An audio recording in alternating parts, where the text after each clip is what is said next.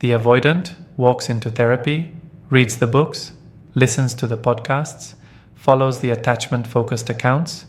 They learn the language of their patterns. They can articulate their triggers. They understand intellectually why they push people away, where their fear of intimacy originated, how their childhood shaped their adult relationships.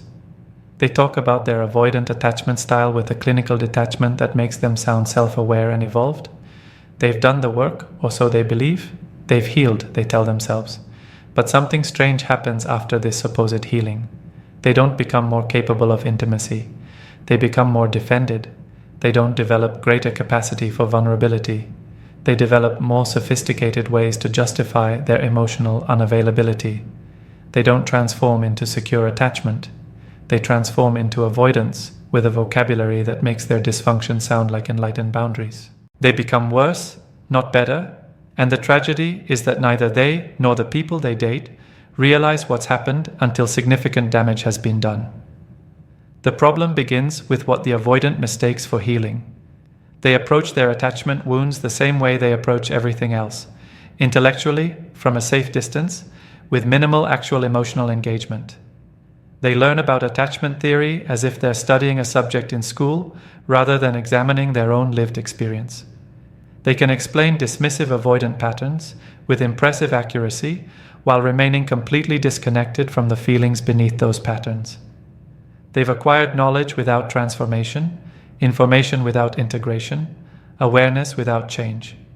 And this pseudo-healing is more dangerous than their original unconscious avoidance because now they have sophisticated language to weaponize against anyone who asks them for genuine intimacy. What makes this particularly insidious is that the avoidant genuinely believes they've healed. They've spent time in therapy. They've done the reading. They can identify their patterns when they're happening. They think this awareness equals progress. But awareness without behavioral change is just narration. It's watching yourself repeat the same patterns while commenting on what you're doing, but not actually doing anything different. The avoidant who can say, "I'm deactivating right now because intimacy triggers my fear," while still deactivating hasn't actually made progress. They've just become a more articulate version of their defended self, and that articulation gives them permission to continue their patterns while feeling evolved about it. The weaponization of therapy language. The healed avoidant has acquired a dangerous new tool. Therapeutic language they can use to make their emotional unavailability sound like healthy self-care. They've learned about boundaries, and now every limitation they impose is framed as a boundary rather than what it actually is, a wall. They've learned about their need for space, and now any request for consistency is met with accusations that you're not respecting their needs. They've learned that their attachment style makes intimacy difficult, and now they use that knowledge as a permanent excuse rather than a starting point for growth. Before their supposed healing, the avoidant would just pull away without explanation. It was hurtful, but at least it was honest in its lack of self-awareness. But now they pull away while explaining that they're honoring their attachment needs or practicing self-regulation. They've turned their dysfunction into a wellness practice. They've rebranded their fear as self-awareness. And this rebranding is far more damaging because it's harder to argue against. When they used to just disappear, you could recognize it as poor behavior. But now when they disappear while citing their need for autonomy to maintain secure attachment, they've made their abandonment sound like psychological sophistication. The weaponization extends to how they respond to your needs. Before healing, they might have felt some guilt about not meeting your needs. But now they've learned about codependency, and any need you express is potentially labeled as codependent. You want more consistent communication? You're being codependent. You need reassurance about the relationship? You're being codependent. You express hurt about their distance?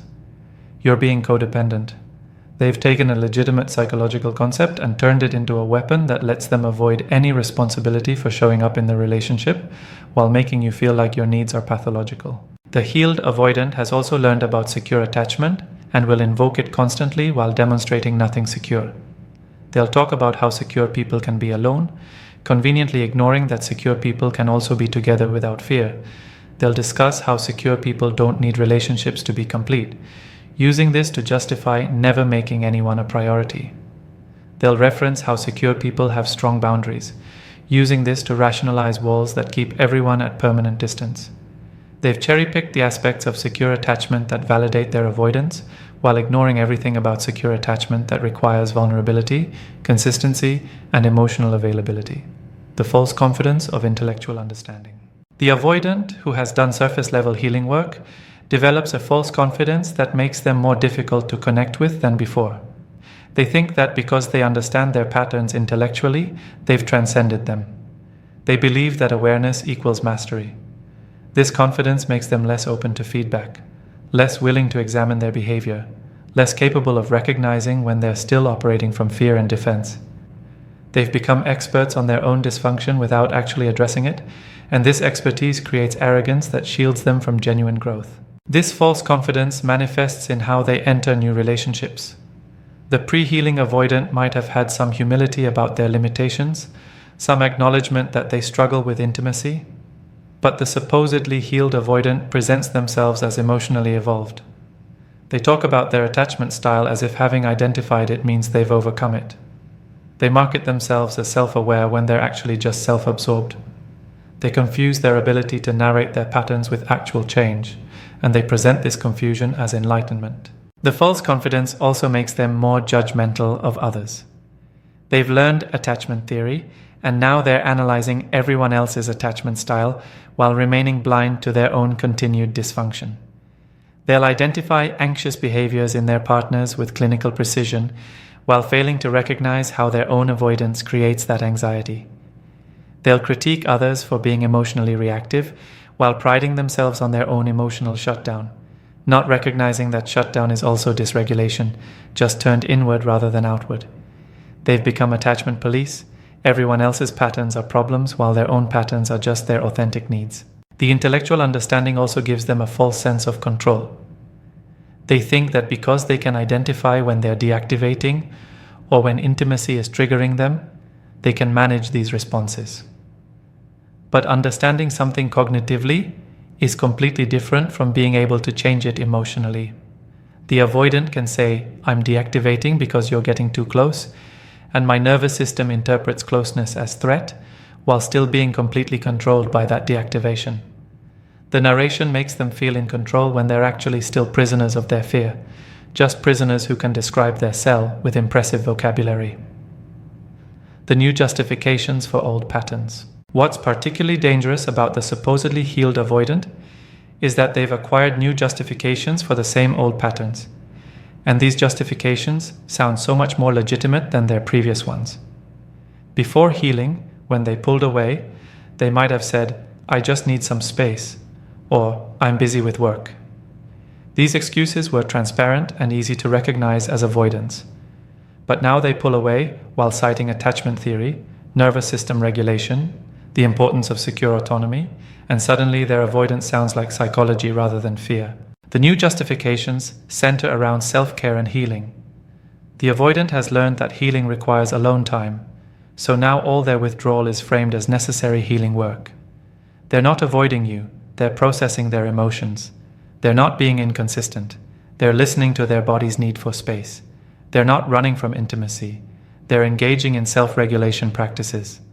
Every old avoidant behavior gets a new therapeutic label, and that label makes it much harder for partners to identify what's actually happening. They also justify their patterns by claiming they're protecting their partners. They've learned that their attachment style can be difficult for others, so now they frame their distance as consideration. They're keeping you at arm's length for your own good because they don't want to hurt you with their limitations. They're being inconsistent to protect you from getting too attached to someone who might not be able to meet your needs. This framing is particularly insidious because it makes their avoidance seem altruistic rather than self-protective, care for you rather than fear within them. The supposedly healed avoidant has also learned about differentiation and uses it as justification for never actually merging lives with anyone. They talk about maintaining separate identities, having independent interests, preserving autonomy within relationships. All of these things are healthy in moderation, but the avoidant uses them to justify never actually building anything integrated with another person. They want entirely separate lives with occasional overlap, and they've learned to call this differentiation rather than what it actually is, Avoidance of genuine partnership. The selective application of growth. One of the clearest signs that the avoidant has become worse rather than better after supposed healing is how selectively they apply what they've learned. They've absorbed all the information that validates their avoidance while conveniently ignoring anything that would require them to change. They can recite chapter and verse about why they need space, but they've somehow missed all the information about how avoidants need to practice staying present when intimacy feels uncomfortable. They know everything about their triggers, but nothing about how to work through those triggers rather than just avoiding them. The selective application is particularly obvious in how they relate to their own needs versus others' needs. They've learned that their needs for space and autonomy are valid and should be honored. And they're absolutely right. Those needs are valid. But they've somehow failed to learn that other people's needs for consistency and closeness are equally valid and should also be honored. They expect their partners to accommodate their attachment style while showing no willingness to stretch beyond their comfort zone to accommodate their partner's attachment needs. The supposed healing has made them more entitled, not more empathetic. The avoidant has also selectively learned about trauma and its impact on attachment. They understand how their childhood created their avoidant patterns, and they use this understanding to excuse their current behavior.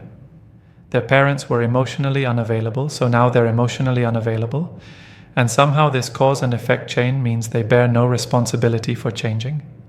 They've learned about their wounds, but not about their accountability for healing those wounds. They want understanding for their limitations without being willing to work on expanding their capacity. What they've missed, either deliberately or unconsciously, is all the information about how secure attachment is built. They've skipped over the parts about practicing vulnerability in small doses, about staying present when you want to flee, about communicating your internal experience instead of just acting it out through withdrawal. They've ignored the guidance about how avoidants specifically need to challenge themselves to stay when everything in them wants to run. They've cherry-picked the information that lets them stay comfortable while dismissing everything that would require genuine discomfort and growth. The illusion of progress through awareness. The supposedly healed avoidant has confused awareness with transformation in ways that make them more stuck than they were before. They can identify their patterns with impressive accuracy, and this identification creates an illusion of progress. They'll tell you, "I know I'm pulling away right now," or "I recognize I'm deactivating," and they expect this recognition to count as growth. But recognition without different behavior is just sophisticated stagnation. They're watching themselves repeat their patterns while narrating what they're doing, and they think the narration is the same as change. This illusion of progress is reinforced by their therapist, their reading, and their own internal narrative. They've spent time and money on healing work, so they need to believe they've made progress to justify that investment. They've learned new language and concepts, so they feel more evolved. They can have meta-conversations about their attachment patterns, which creates a sense of being above those patterns rather than still trapped within them. The intellectual distance they've created from their own experience makes them feel like they've transcended their issues when they've just found a more sophisticated way to avoid dealing with them. The illusion also comes from comparing themselves to who they were before their supposed healing. They're less unconscious than they used to be, less likely to act out their patterns without any awareness. This feels like progress, and in one sense it is.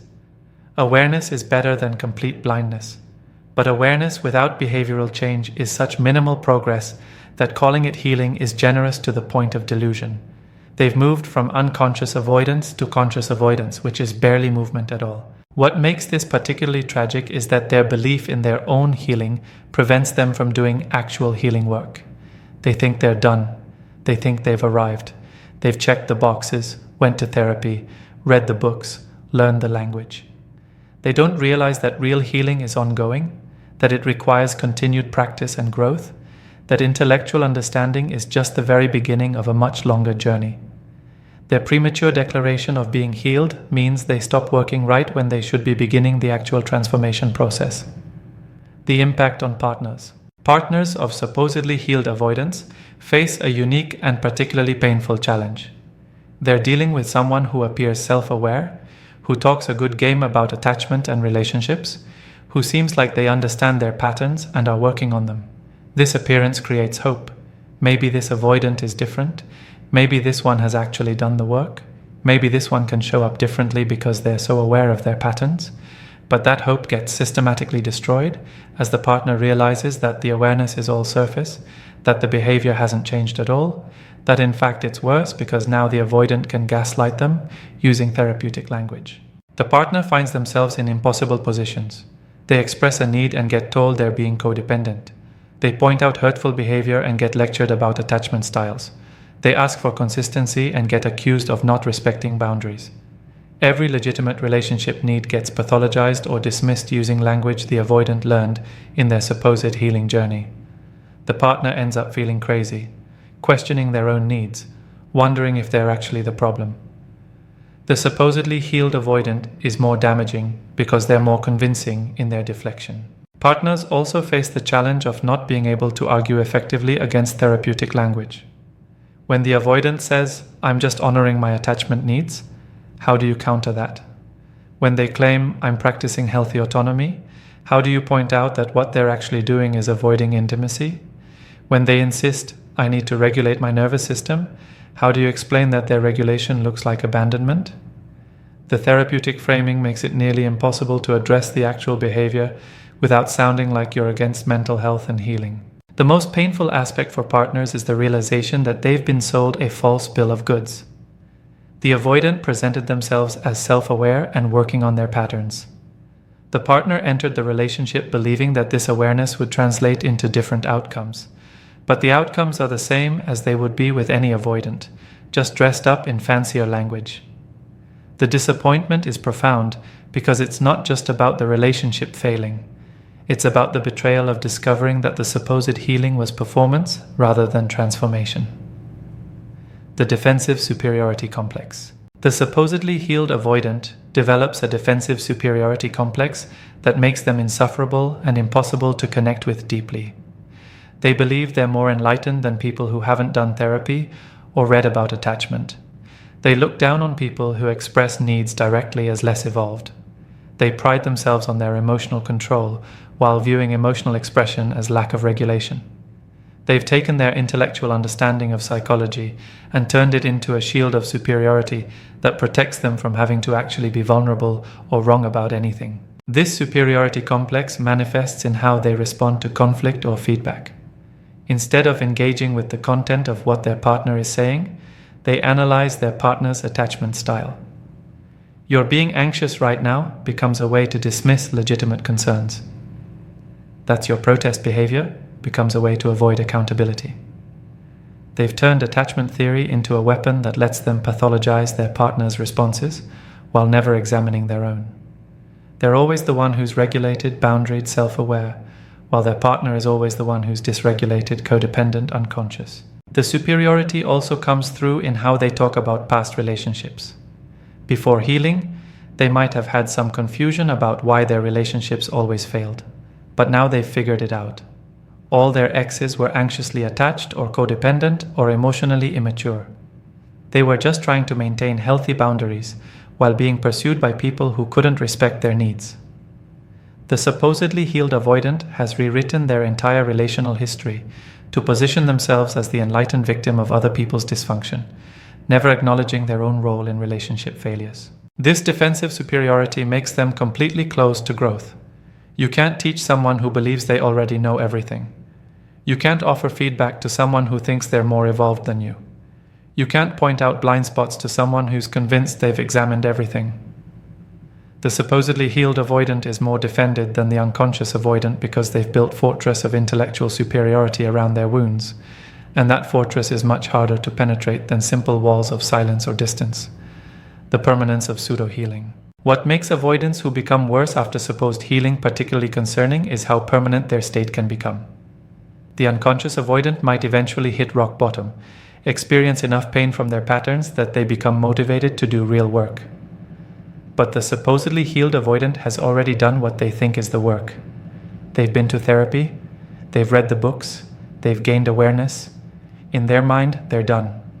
This belief that they've already healed creates a permanent plateau where real growth becomes nearly impossible because they have no motivation to go deeper.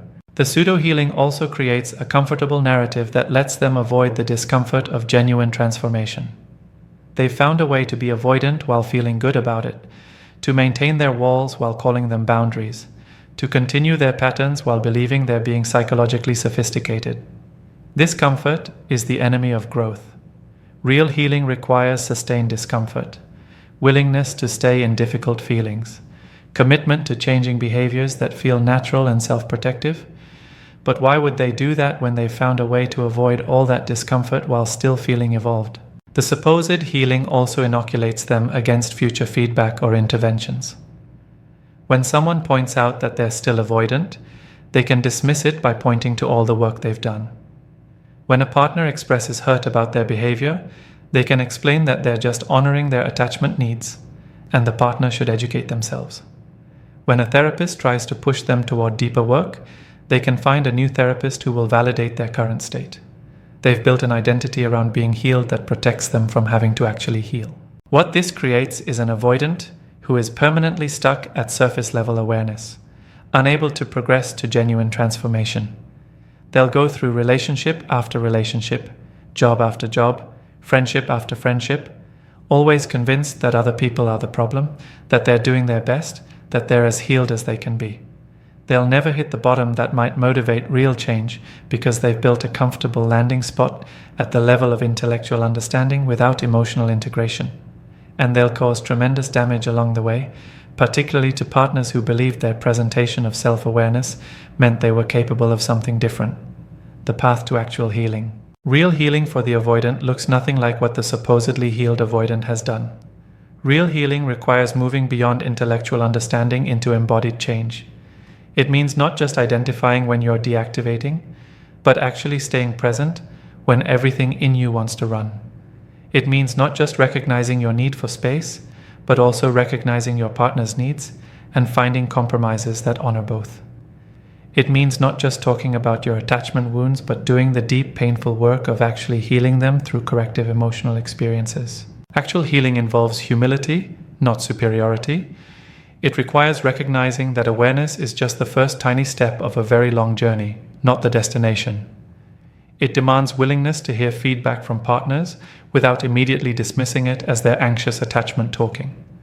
It necessitates ongoing therapy that goes beyond insight into behavioral change, working with a therapist who will challenge rather than just validate.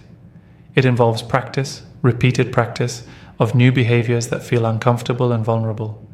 Staying in relationships when you want to flee, expressing needs when you want to hide, receiving love when you want to deflect. True healing also means recognizing that attachment work is lifelong, not a project you complete. Even avoidants who do genuine transformative work will always have avoidant tendencies that need management. The difference is that truly healed avoidants take responsibility for managing those tendencies rather than expecting everyone else to accommodate them. They recognize when they're deactivating and communicate about it rather than just acting it out. They push themselves to stay present even when uncomfortable rather than always choosing comfort. They view their attachment style as something to work with, not an identity that excuses all their behavior. The avoidants who actually heal are the ones who remain humble about their progress, who understand that growth is measured in behavior change, not vocabulary acquisition, who stay open to feedback from partners and therapists, who are willing to be uncomfortable for extended periods, who don't use their awareness as a shield against accountability. These avoidants are rare because real healing is hard, much harder than learning some terms and going to therapy for a few months. But they exist, and they're completely different from the supposedly healed avoidants who have actually become worse through their pseudo-transformation. The tragedy is that the supposedly healed avoidant will likely never read this and recognize themselves in it. They'll read it and think about all the other avoidants who give them a bad name, who aren't as self-aware as they are, who haven't done the work they've done. They'll miss that they are the supposedly healed avoidant this describes, because that's what pseudo-healing does. It creates enough self-satisfaction that real self-examination becomes impossible. And so they'll continue on, more defended than ever, more articulate in their avoidance, more convinced of their enlightenment, causing damage while believing they're evolved, stuck while believing they're healed, worse while believing they're better.